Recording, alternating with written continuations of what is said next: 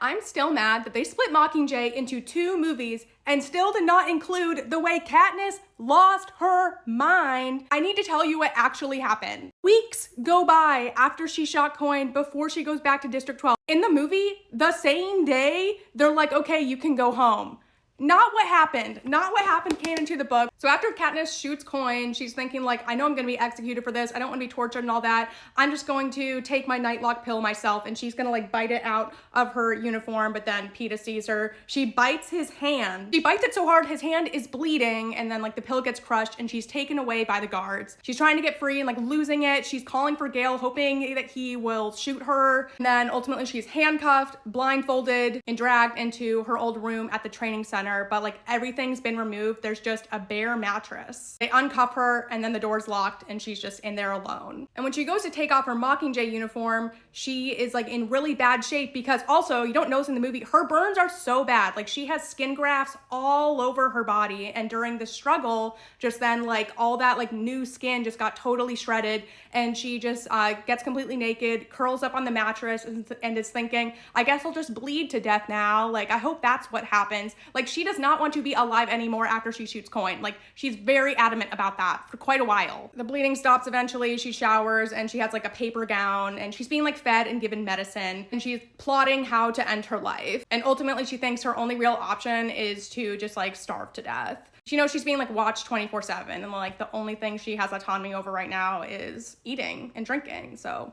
the Hunger Games, she is choosing to lose these Hunger Games when you think about it. She tries to quit all her meds, like morphling included, but she like can't stand the withdrawal, so she gives into that, and then she's like, I guess I'll just be a morphling addict also and waste away that way. A couple weeks into this isolation, she starts singing to herself 24/7. She remarks that her voice sounds splendid, and she's just like singing all these old songs she didn't even realize she remembers. Weeks pass of her doing this, and all this time she has no interaction with any other person. She's still trying to starve herself. A few times she like gives in to animal instincts and like eats some of the food, but overall she's wasting away. But eventually she realizes she's being weaned off the morphling, and she's confused by that, thinking like, oh no, the Capitol isn't trying to kill me. They're gonna try to find a way to use me again. And she's just saying like, at my first opportunity, if I get out of here, I'm taking my own life. This is one thing I won't let the Capitol take away from me. Like I have the privilege of ending my own life. Dark. Then one day Haymitch walks in and says, hey, we're going home. She's like extremely weak and malnourished. Like she needs like to be rehydrated and refed like through medical help.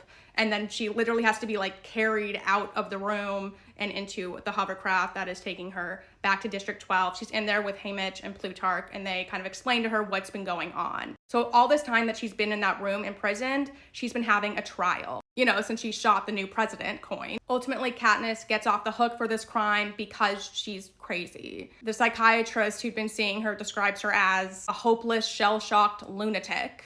So she's like can't be held fully responsible for her actions, but like as her punishment, she's confined to District 12. She still has psychiatric appointments over the phone, which she like doesn't really do. And then she's dropped back home, and it's her and Haymitch, and she is still completely wrecked. Also, her mother, knowing the state Katniss is in, decides that she just still can't face being in District 12 herself, so she abandons Katniss and like goes to work somewhere else. I know her mom went through a lot too and like lost Prim, but like really? You're not gonna be there for your other daughter? Really? The first month Katniss is home, she is just like completely not taking care of herself. She just like sits in a chair all day. She like won't leave her like living room, kitchen area. Like she's afraid to go in other parts of the house. She's not showering. She has not changed her clothes. Haymitch isn't visiting her. Greasy Say, which is like a friend and this person she used to trade with in the Hob, she's coming twice a day to make meals and like make sure Katniss eats. So she's going on like this until Peeta comes home, and she sees Peeta, he's planting the primroses, and it's at that moment she becomes aware and self-conscious of how bad she looks. And like immediately after like talking to him, she goes in, like showers, gets all the mats out of her hair, like puts on new clothes. She burns her old clothes she'd been wearing for a month in the fire. And then we get into the rest of the story. So you could do 2 movies of Mockingjay and you still couldn't show how badly Katniss was wrecked by this experience we see her go through throughout this entire series.